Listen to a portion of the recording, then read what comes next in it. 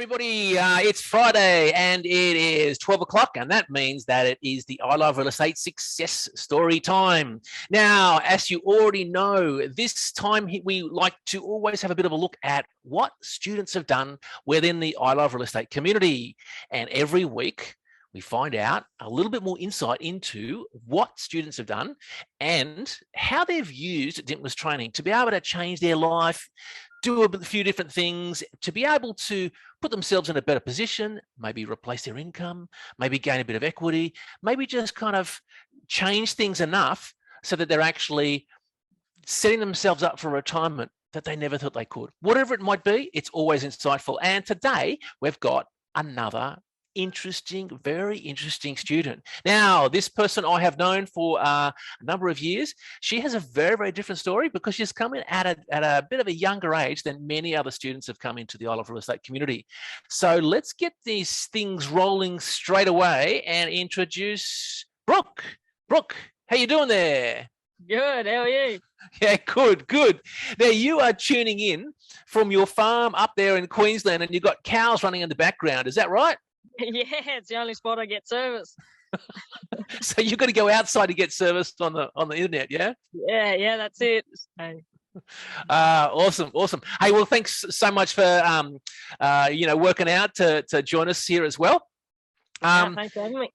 No, it's good. I am looking forward to this because, as you know, we've known each other for a couple of years, and you've gone through a really interesting journey, and I'm really keen to find out where you're at now as well, and what's happened, because it's you're one of those people that just get out there and do things. You're kind of like a bit of a silent achiever. You go out there and you go, oh, what have you done? Oh, you've done this, and we have to have a conversation like this to be able to catch up and find out what's going on.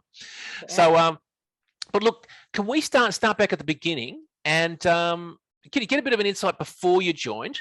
What was life like? Because you were living in Queensland and traveling around a bit. Was that right?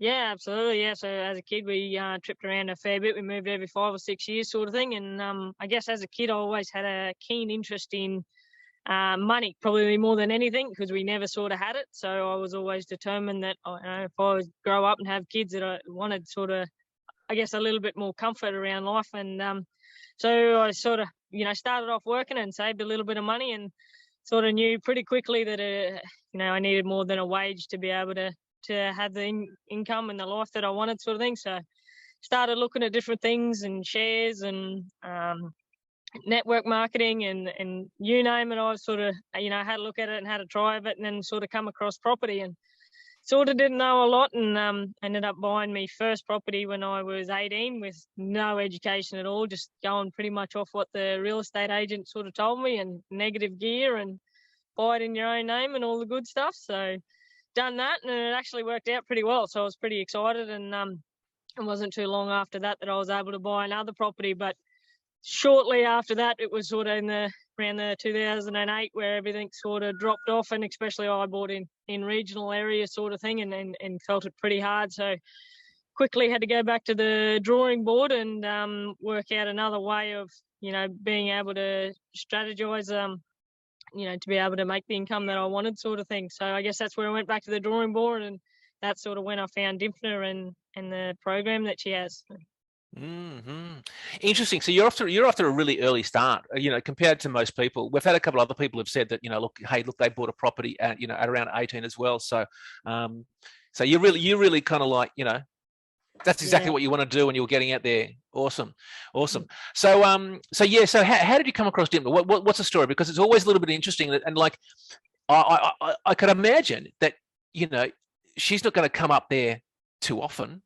And this was before she was doing lives online like she is at the moment. So how did you come across it? You're like, because are you online much, or how did you? I mean, obviously you're looking for things. So no, back in them days I didn't even have a computer. So it was just that somebody in town was part of a group, and I was talking to them about the struggles that I was having with not being able to rent me properties and whatnot. So yeah, they sort of told me about her, and so I went and done a bit of research on someone else's computer, and then it wasn't Dymphna, it was one of her representatives come up to Townsville, and we didn't get a full day. We just got the one-nighter sort of thing. So, yeah, when I went there and realised, just how different things can be and how to set things up properly, it was sort of a bit of a mind-blown sort of situation. And then it just sort of put, I guess, the start of the confidence in to be able to, okay, I can actually change this and make it work in my, my benefit sort of thing. So.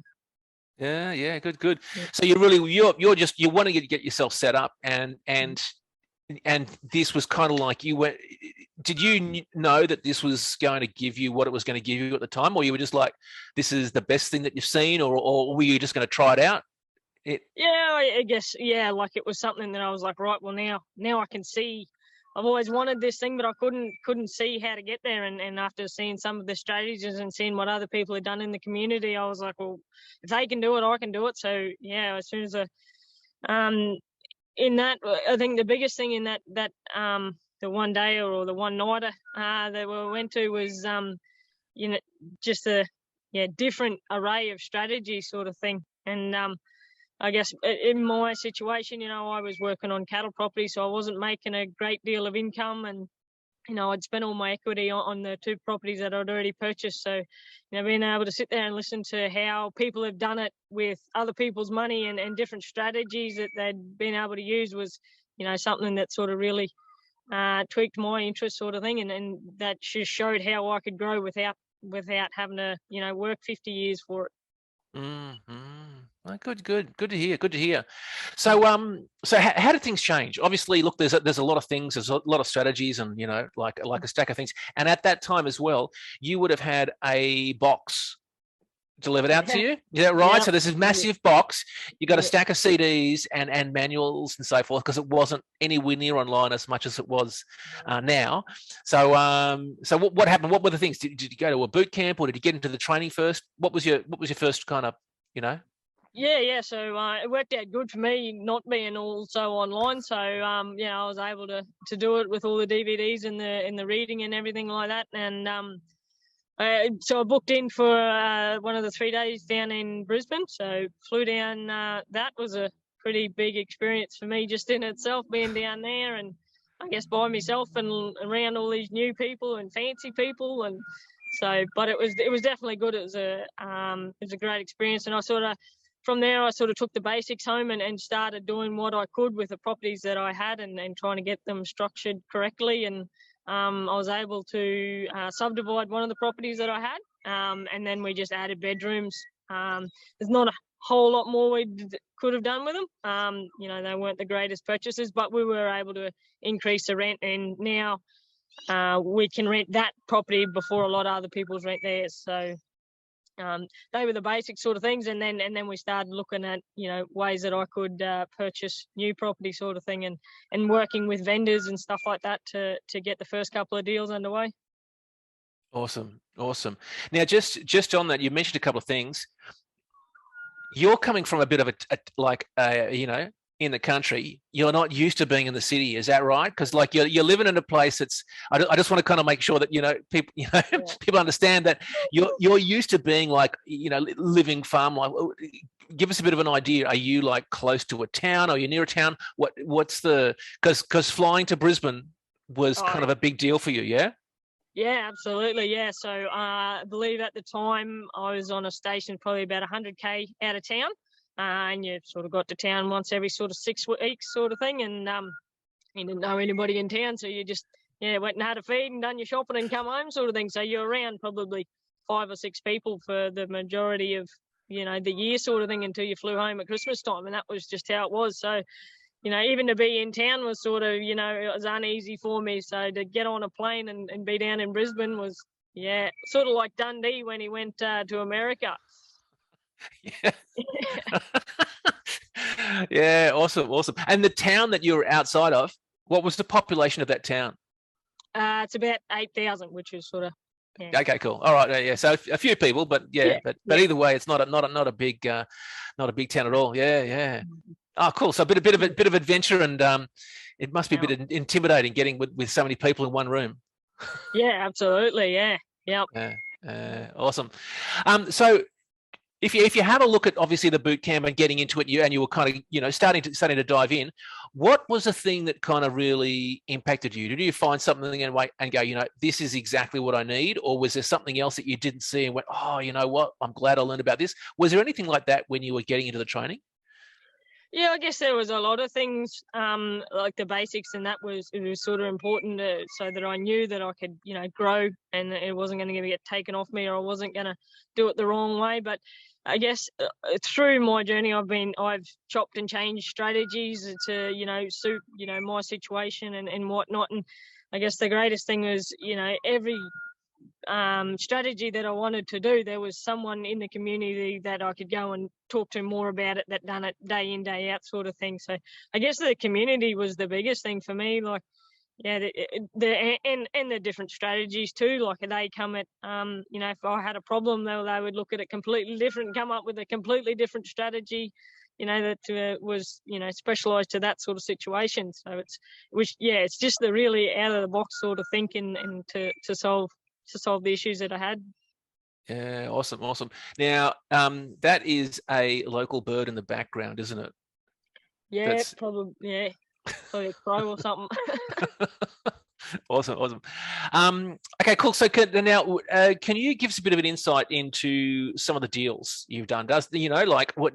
Obviously, you've done 2 before you came in. Yep. And then yeah, then what have you done? Give us a bit of an idea. If you've got some figures there to give us a bit of an overview, that'd be great. Not obviously, you know, too specifics, because I think you're out there just. Is this camera sitting on like a you know, a ute or something? What do you? Yeah, pretty much. Yeah. Yep. Okay. So if you can give us some info off the top of your head, that'd be awesome about some of the deals. So I guess after I'd sort of fixed up the 2 properties that I had, and one of the greatest things with Dymphna is when I did join, my mother just went through a divorce, and without the education, you know, I was able to, with her help, purchase a property for her and my 2 little sisters to move into. So that was a pretty big deal for me, because yeah, without that education, I wouldn't have been able to do that. And we purchased, you know, with a strategy in mind, definitely. So I think we were able to purchase that one for $260. And then just through pretty much tidy up, paint, put in walls, and we knew the market we bought, you know, fairly well, sort of thing. So it was only sort of 2 years, and we were able to cash out about 100 grand out of that one, and that was enough to deposit for the next one. So that one was pretty important. And then from that deal, that was when I started the in the property games. And through that, yeah, so that was a pretty steep learning curve. And through that, I was lucky enough to JV with some really great people. And we bought a property in regional Queensland. So that deal was purchased it for $28,000, if you believe that. We spent about $70,000 on it, and then it revalued for $170,000. So there's about $70,000 in that as well, that we split 50-50, and they kept the property. And it was rented, and still is today, for $520 a week. So wow. on something that cost them 100 grand, they're getting $520 a week. So it's a pretty good little investment, and it only sort of took me about 8 weeks to get in there and do the reno on it. So. Wow, awesome. Hey, and look, I've got to say as well, that first one of helping out your family, your mum and your kids. I mean, how awesome is that? You know, like, I mean, it's lovely that you've done that, but it's also awesome that you've kind of had the opportunity to be able to do that as well. You know. Yeah. So, well done on that. Yeah. And now the other thing is that you mentioned the property games. Now, for those of you who don't know, the property games is an interesting, it's an interesting gig, isn't it, Brooke? Yes, very much so. So basically, look, a number of years ago, Dymphna decided, well, she didn't really decide. She had 1 or 2 glasses of wine too many with Kevin Dudney.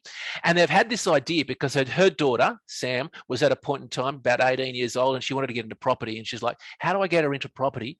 But I don't want to give her the money. I want her to learn. How do we do it? And it was at the time where there was the Hunger Games, you know, with the arrows, and, you know, the kids used to shoot each other in this movie. So Kevin and Dymphna came up with this idea, why don't we have the property games? And they challenge each other to try and see what they can do in a period of time. And the first time they did it was about 18 months. What can they do in 18 months if they're given the training and they're given the education, they're given the mentors, given access to all the materials? What can they accomplish in 18 months? And so Sam's daughter was in there, and it was a whole, I think, put the word out to the community. There was about maybe 5 or 6, 18 to 22-year-olds that joined, and then they were kind of like brought up on stage at the end of the 18 months and showed what deals they've done. And Brooke, you were in the second one, weren't you? Because it was done again. Yeah. And the second one was done. It was like, oh yeah, this is great. Let's do it again. And then you had to. This one was a little bit different because you had to then move onto an island in Queensland. You had to move onto an island and then stay there with the other team. There was about 7 of you, I think, at the time. Yeah. And I remember picking up at the airport, and it's like, oh, what's going on here? And then driving in Queensland to meet up with Kevin and Dymphna and a whole lot of other members of the community to be able to help you, kind of give you the whatever education you needed to be able to go, what can you accomplish in, and it was that time, I think it was 12 months, wasn't it? Yeah. So that was Property Games number 2, but pretty amazing experience. Do you want to tell us a little bit about what it was like for you as an experience? Like, I mean, like it's a crazy thing to do, and it's a crazy opportunity to have. So, I mean, it's an awesome opportunity, but it's kind of way out there in regards to, what was it like? What was it like for you? Because you've obviously flown down from your living on a farm life to suddenly living on an island in Queensland. Yeah, absolutely. So, but I remember when it first came out, we had to do a video to sort of apply for it, and I did that within the first day or two. I was like, I've got to throw my name in the hat. I've got to have a crack at this. And when you rang me and told me that I was accepted, I bloody jumped for joy. I didn't sleep for 3 days. I was exactly what I needed at that time in my life. And so I was keen as to get down there, and I feel like I tried to take it pretty seriously and got down there and threw questions at every mentor that I could and annoyed them and slept on their couches just so I could ask them questions the next day. But it was pretty different going down to live on an island, but I'm super grateful to have that opportunity. So, and when you lived and breathed the property, like the amount that I learned in that short period of time was, I guess it's the real thing that sort of has stamped its thing in my life. It's now I'm certain that property is for me, and that's what I'm going to do for the rest of my life. But it was that sort of time frame where that's all I done was eat and breathe and sleep property deals and being around it. So oh wow. And that was and you were like 21, was it, at the time? 22? Yeah, I think 22 I was. 22 at the time. Wow. Far out. So it's like it's 3 years after you've already got a couple of properties, you dived in, and now what an opportunity. And you met some pretty amazing people too. Yeah, absolutely. The mentors that we had on that thing, I still go and see them every time I'm down in Brisbane, which isn't very often, but absolutely every time I'll go and see them and catch up with them. And if I need a question or something, they're only just a phone call away. It was just and what they done for us, like they didn't have to do any of that, but just out of the goodness of their heart, they've come and helped us. So I was very, very grateful for that opportunity. Awesome. And you did quite well in the property games. We can talk about that in a bit longer. So give us a bit of an idea now. Got the second deal up there as well. So what happened then? What else have you done? So after so I guess my first deal, it was the first time I'd borrowed money off of anybody, and I took it very, very seriously, and it was my first deal with doing that. So that's why I sort of picked that the smaller deal and something I was very comfortable in to ensure that I could return that money. Yep. And when I got a bit of confidence up, the JV said, "Yep, let's do it again." So through the learnings and everything, we come back down to the Brisbane area, and we found I went door knocking with a buyer's agent that helped me, and we found a 1 in 2 that was a 1 into 6, and it was an option agreement. So again, I didn't have all the money in the world, so we helped out with the vendor. So the deal was he kept his house on the land, and we just carved off the blocks beside him, and then gave him a percentage of the money at the end of it. So that was a pretty good deal to be able to, you know, get in there without actually spending anything up front. You know, he was paid at the back end, which he was happy with. So that was a pretty good deal. So that was no money down deal for you. You've teamed up with somebody who's financing it. It's an option deal, and you do it. And just out of interest, you're doing this 1 into 6. Yeah. Yep. Deal. Yep. How old were you then? 22. 22. Yeah. Yep. And awesome. I guess I guess it's the team that you build around you though. Like there was plenty of times where, you know, I was 22 and things got a bit too much for me and things like that. But just because of the team that was around me, you know, they were able to help me through it. And, you know, any questions, you know, they were there. And we did have a lot of issues. Well, just the standard property issues, you know, and, you know, being able to have that team, you know, we're able to sort through them. Fantastic, Brooke. Fantastic. Yeah. Good. And how did it stack up? I mean, obviously this is not a short term. This is, you know, it would have taken a while to, you know, to get through. Yeah, absolutely. So this one was an interesting one. We had an issue with one of the roads, so it did take a lot longer. And in that time, council decided to change the ruling. So what we were going to build were dual occupancy, and not quite overnight, but pretty well overnight, council changed all the laws around it, and we were no longer able to build them. So we had to chop and change a few ideas in that. And our best exit strategy from that point on was to on-sell the option agreement, and we sold that on to a builder who then went through and built luxury homes on there. So we didn't go through and do the full subdivision, but there was still an exit strategy for us to be able to, you know, for everybody to win at it. There was still enough in it for the property owner, my JVs, myself, and the people that were coming in. There was still enough money profit in there for those to build. So, awesome. Yeah. And did you get do you mind if I ask, you know, profit wise, did you get a chunk of cash from that? Yeah, so I probably got about 30,000 out of it. I sort of took a little bit less because I wanted to make sure that you know, everybody else got what they sort of worth out of it. You know, my JVs put in their money, so, you know, they got their interest rate plus the half sort of thing. So, and then, you know, obviously there was enough in it for everybody else. So I don't believe in, you know, taking every little cent that you can. There's got to be something in it for everyone else, or else it just doesn't work. And you're not putting in any cash into this deal. No. So it's right. It's you're going through this process and getting the 30 grand out. Yeah. Awesome. Yeah. Love it. And I sort of took it as a like a uni degree sort of thing. So it was my first one. So, you know, as much as I needed to return the money from my investors, if I didn't make a cent out of it, I learned tenfold, you know, like that was my main aim out of it sort of thing. So, you know, to come away with a bit of money in the hand was, you know, just a bonus pretty much. Yeah, fantastic. And it's a little bit easier than probably kind of having to save 30 grand. Yeah, absolutely. Good. Yeah. What happened next? What did you do next? So that one sort of worked out pretty well. So when we were halfway through it, we went and found another one. So it was again with the buyer's agent. We actually purchased this one, and it was a 1 into. We believed it was a 1 into 7, and when I took it to my town planner and we tweaked a few things, we actually got a 1 into 8. But again, it was in the same sort of area. We were able to get this one through before council changed their mind, so that we could build dual occupancy on this one. Mm-hmm.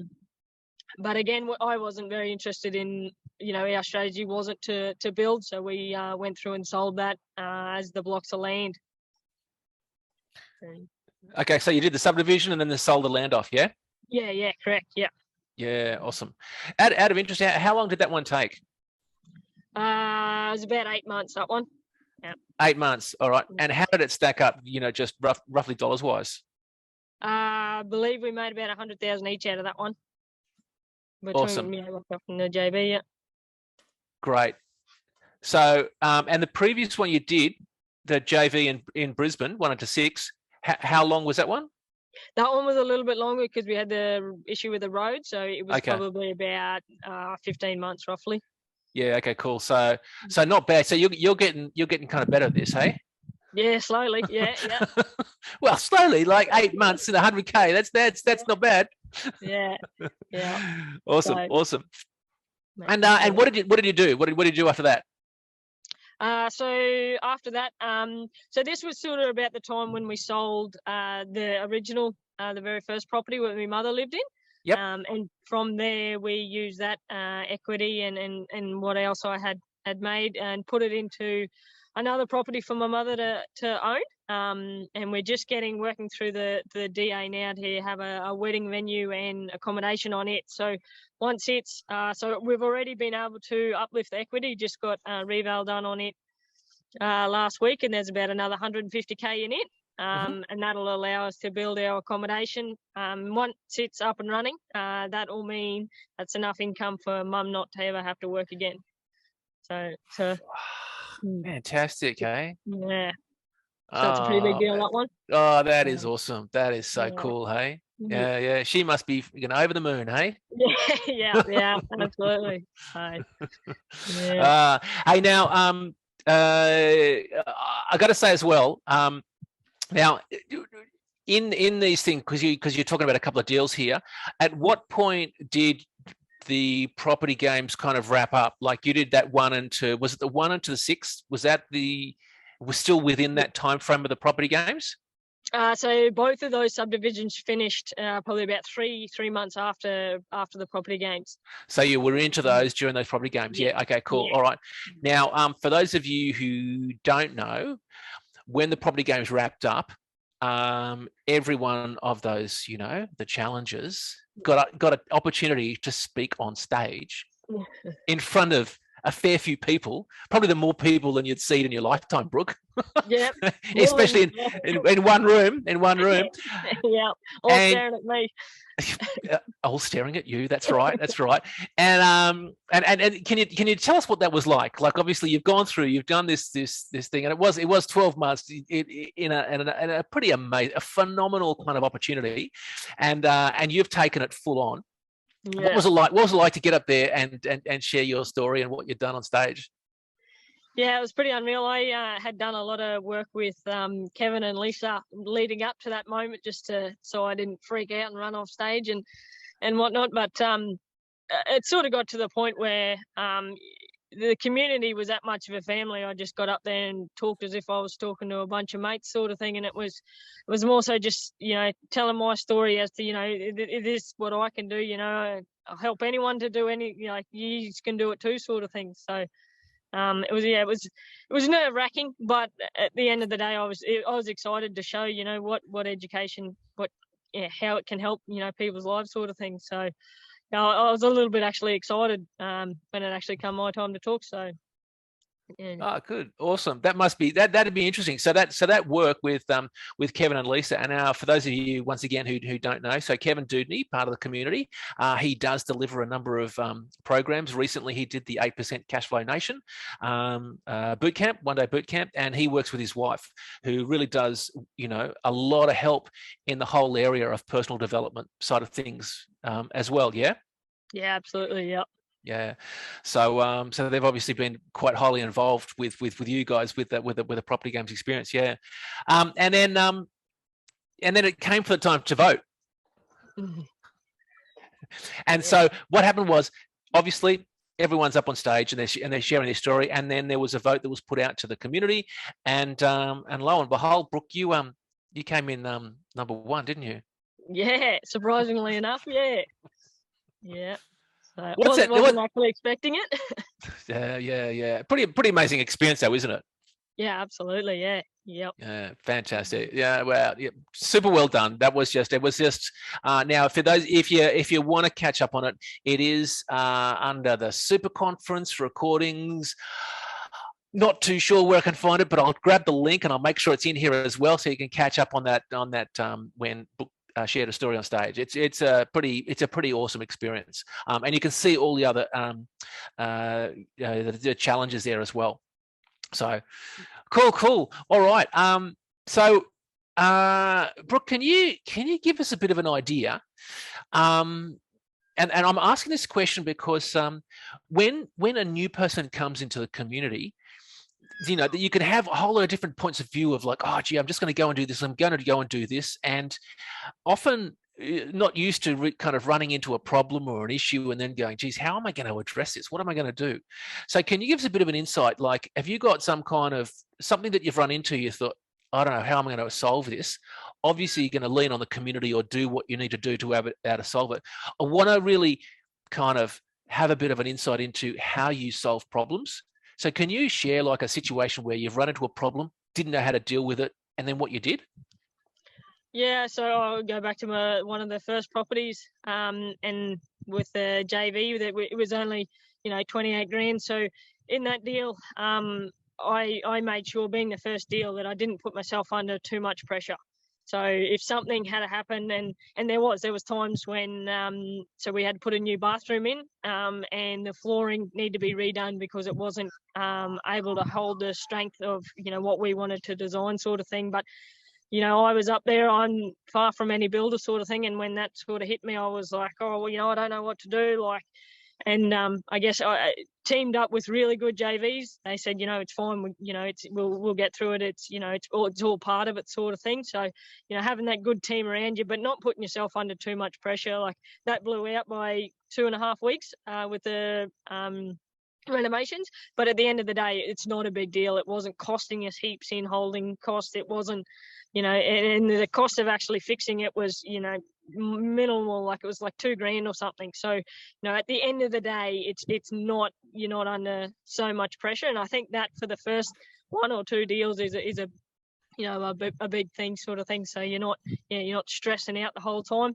And the team is the biggest thing. Like, when you're stressing out, if you don't have that person you can ring and calm you down and explain things to you, you can get very overwhelmed quite quickly. But one strategy, and I believe Lisa taught me this, was, at that point in time, the floor seemed like a big deal. And so I sort of just pictured myself 12 months from that point. I figured, I'm not going to leave it. It's not going to not get fixed. We'll sort something out.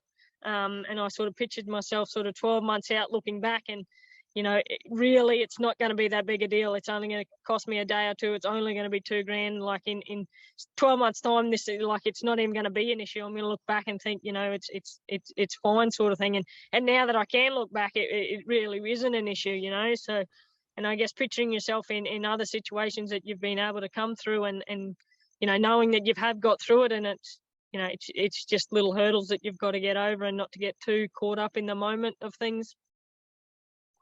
Totally. Yeah, nice way of looking at it, hey? Lisa's pretty good like that, isn't she? Yeah, she's unreal. Yeah. Oh, cool. Good. Hey, now, because you've done like joint ventures, can you share a little bit about how you approach a joint venture? Because, like Dymphna's got a video up there, and it says, you've got to do your due diligence.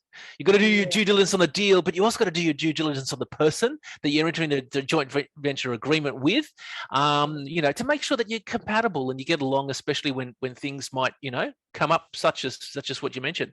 So how do you approach joint ventures and decide who you're going to do a deal with? Yeah, so this was one that I had to learn the hard way, I guess. But I made the mistake of, it all being business. So I had met a JV couple, and that they seen the deal, they understood it. We were both, all on the same page.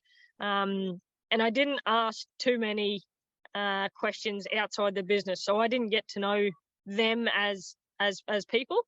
And that's where I made my mistake. And, as much as we got along in that, it was all good. But there were times throughout the deal when little things like this did come up, they would panic very quickly. So I spent a lot of time trying to reassure them.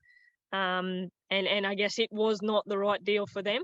So it is having those conversations around, well, what happens if things go wrong? What's our next step? Like, what's, what is actually like where their risk level is at, sort of thing. So, you're both on the same page straight away. And it's like that pressure thing that I come back to, like, not putting yourself under too much pressure, but understanding where their pressure points are as well. So if it blows out by 2 months, if that's a pressure thing for them, then you've got to be very well aware of it and make sure that it is still the right deal and the right JV to go through with that project. Good point. Good point. Yeah. Interesting. And now, so going forward, you're still doing joint ventures at the moment? Yeah, absolutely. Yep. Yeah. Awesome. Cool. Hey, Brooke, out of interest, you've done like a number of deals. Have you got a bit of an overview of how your circumstances changed? Yeah. So I guess before Dymphna, it was all in regional properties, and then when we got the opportunity to go down to Brisbane, I went down there and done all the development stuff like that. But I found for me personally, with being down in Brisbane, I was just another number. Like, council could change. One law that would change all the whole aspect of the deal, and for me that was, I just didn't have enough control over things. So that's where I found myself coming back into regional. I go out into these regional areas and look at one property. Well, actually happened just the other day. The real estate agent bought me lunch and gave me a tour of the town, and you can see what difference, for me, like investing in one little town, how much of a difference it makes to the whole community, sort of thing. So, that's, I guess, the more personal touch that I sort of like to go for. And I guess there's less risk with the amount of money and that, but that's just my risk levels and what I'm comfortable with, and I'm happy to, pack up my ute and my swag and go out in the middle of the bush for months at a time. So that's just what suits me. But I have definitely gone through a stage of, looking at, all the Brisbane, like all the metro areas, and even, renting and subleasing and, all the deals in between, sort of thing. And I guess more regional stuff and the cash flow more than the chunk is sort of where I sort of see myself and fit in, sort of thing. Interesting. Yeah. That's really cool, because you kind of stick to what you know and what you're comfortable with, hey? Yeah, absolutely. Yeah. And knowing I guess being able to build such a rapport with the whole town, sort of thing, if one little thing changes, well, they'll call me, sort of thing. So, I found that I could build that relationship with regional people a lot better. Yeah, totally. And they must absolutely love the fact that you're coming in and you're investing into a small town. Those small towns just absolutely need it. We actually, I caught up with another family, Des and Shona and DJ. I don't know if you remember those guys, but they're over in Western Australia. They're living in a small town. They're doing some amazing things. And they have just put so much into this town. The town, people of town, they just love them. They actually wanted Des to become mayor and all these kind of things, because it's a small town. Yes, you do this. And he kind of tried out and he's like, oh no, I can do more outside of being a mayor. Anyway, it was just one of those lovely stories. So the value that you can give to a small community when you've got the knowledge you have. Yeah. Great. And I actually got to talk to Des and Shona on a number of occasions, and their story really I was sort of in two minds of what to do, and when after I spoke to them, it was regional is definitely my sort of spot. Oh, cool. Yeah, I didn't know. Yeah, okay. Good to hear. Didn't know you did that. Yeah. Yeah, but they're lovely. They're a lovely family. Lovely family. Yeah. Hey, Brooke, how is your life different now? Like before you came in, I mean, this is before the property games, before you even joined. And look, the other thing I want to say here as well is that when you came in, you purchased the program on your own, didn't you? Yeah, absolutely. Yep. Because you knew what you wanted. You're like, you know what? Yep, I'm getting into it. I need to learn this. So you off your own kind of bat, you were like, no, I'm gonna pay for this program at the time. So how is it different to when you first kind of joined, paid that, to what you're doing now? Yeah, well, I think I was making about 30 or 40 grand a year.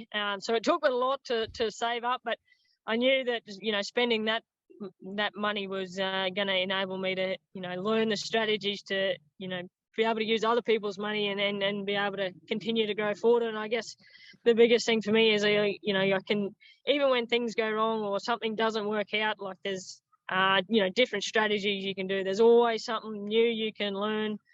So, you know, being able to, you know, bounce out of this deal and into that deal and change things to make it work is, I guess, is probably the biggest thing for me. Like at the start, like I was only able to purchase the 1 or 2 sort of properties and I was sort of stuck. But now I'm probably still very slowly, but building blocks to be able to, you know, move into 2 and 3 deals and, you know, starting to be able to do those bigger projects by myself sort of thing with my own funding. So, yeah, I guess it's just the building blocks of, you know, being able to set it up and understand where my planning and my strategy sort of is.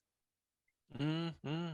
And out of interest, how do you find, like, I know that you lean on your team a lot, but how do you find getting out there doing negotiations? Has the age or your circumstance kind of been an issue where people go, what are you doing telling me, you know, you can subdivide my block? I mean, does that come up for you? Or, I mean, it would have to start with, but yeah, I guess a little bit. Yeah, I know when I was down in Brisbane, I had to go and talk to the next door neighbour to convince them to let us put a stormwater drain in, and you know, she was quite an elderly lady, and she lived there with a son and a daughter. So, you know, going in there and explaining as young as I was what I wanted to do and rip up a backyard so I can build, you know, all this stuff beside a house. But it got to the point where, you know, she was inviting her grandkids over so we could all talk about it. Like it was, it worked out sort of, you know, quite good. But yeah, it is, me talking to people is quite scary.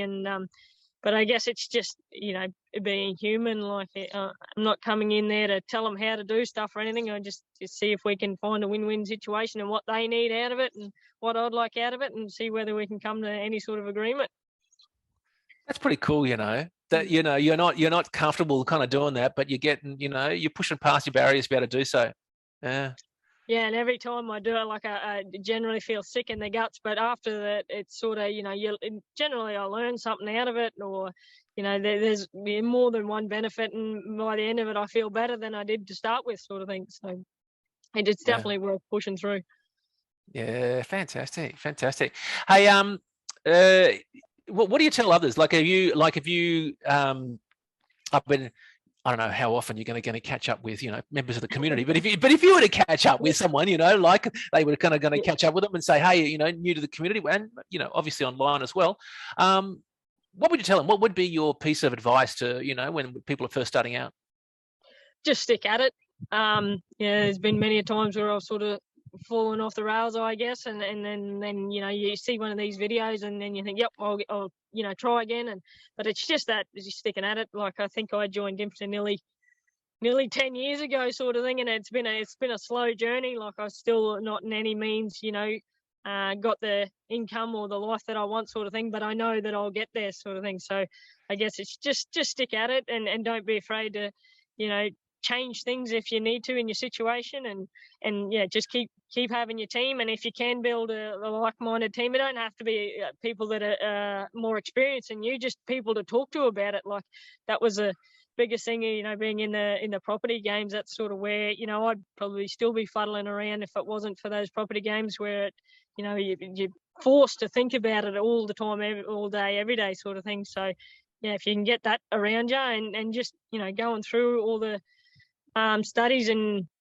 you know, going through them 2 and 3 times, sort of thing, because you pick up something different every time you read it or listen to it or go to the events. But yeah. Cool. Hey, I don't know if you know, but Dymphna's overseas, you know, kind of like on a boat at the moment. And she tunes in every now and then. Have you caught up with her, or what would you say to her if you know, caught up with her? Have you got a message for her? Oh, just thank you for that. Mainly for that, you know, for doing what she does to, you know, to be able to change people's lives, and more than anything, thanks for that property games. It was, you know, for me in the bush, it's sort of, you know, a little bit difficult to have that group of people around you.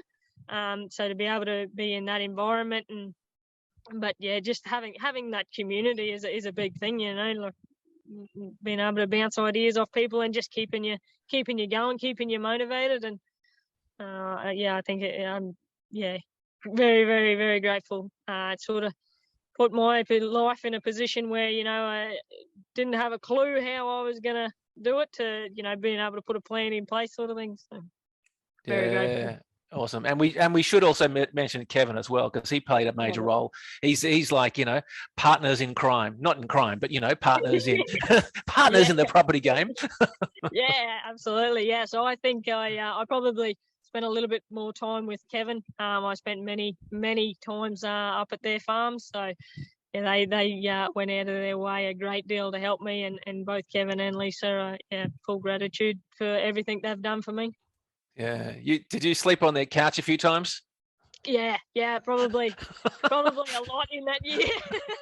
They probably trying to kick me out as like a kid that didn't want to leave home. Awesome. Good. Hey, Brooke, I'm wrapped up here. I'm all good with questions. Is there anything else you wanted to say, or that you wanted to kind of share? Are you all good? Yeah, no, all good. Yeah, just get out and get into it and have a go. Fantastic.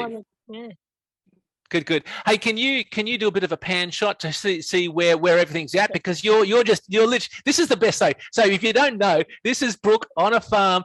She's out in the middle of a farm because it's the best reception that she's got.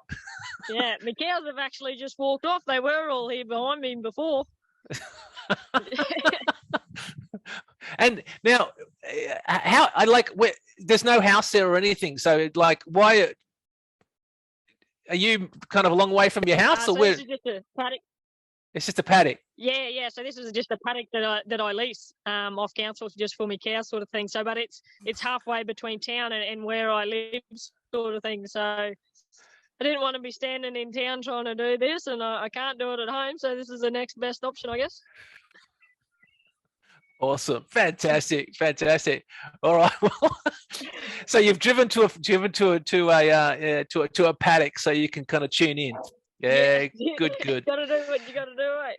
Yeah. And look, I got to say, you kind of like emphasize this, and it is just the essence of what you do. You just continually get out there and you just do whatever needs to be done, regardless of what it is. You get out there and do that, and it's just and being and seeing, and also speaking with some of the other property games kids, and also with Kevin, Lisa, and with Dymphna as well, and seeing you go through the journey, huge. I've noticed that you still have the cap on. Yeah, it's not going anywhere. So, definitely not going anywhere. So every time you would meet up with Dymphna, she's like, "Take that cap off." Still got it, Dymphna. Still got it. Still got the cap on. Some things will never change, hey? That's right. Take the girl out of the bush, but you can't take the bush out of the girl. Exactly, and she should know. She's a country girl. Yeah. Hey, Brooke, thank you so much. It's been so great to catch up with you, and if you can as well, I mean, like, we're going to be having a boot camp coming up in Brisbane. Actually, I'm not too sure when it is, but if you do, you know, have the opportunity to catch up, that'd be great. Great to catch up and see one of the next things. But thank you so much for taking out the time and sharing your story and your journey as well. It's been really cool, a lot of fun. Yeah. And I hope everyone's kind of got a bit of insight out of this as well. Always such a different, everyone takes a different kind of approach. Everyone takes up different, Dymphna's training in a different way. They get out there and do something different, and this is utterly unique as well. So thank you, much appreciated. Anyone's got any questions about anything that I've said, or wants to know more, feel free to find me on Facebook or something, send me a message. Yeah. And you kind of get onto Facebook every now and then when you've got reception or something, do you? Yeah, pretty much. Yeah. So don't expect a rapid reply. Okay, cool, excellent. Well, thank you so much, Brooke. Look, that's it for today's session. once again, how awesome was that? Hey, really insightful. Loved the approach and loved the attitude of Brooke there, and you can see pretty clearly. It's pretty clear, you know, if you have a look at the recording as well, why Brooke got it there, and she, you know, she was voted number 1 for the property games as well. So. Amazing insight. Awesome. This is a Friday. This is the ILRE Real Estate Success Story. We're going to end off now. Have a fantastic kind of end to your Friday and your week. I hope this has been inspirational. I hope you can take a piece of this and get out there and do something in your own way, you know. Change things in your own way. Do something a little bit different, you know, for you and your family or your friends or just for yourself, whatever it is. So that's it from me. And we'll end off there and yeah, catch up with you next time. Hey, alrighty, ciao. Yes. See you, Brooke. Bye. Bye. Bye.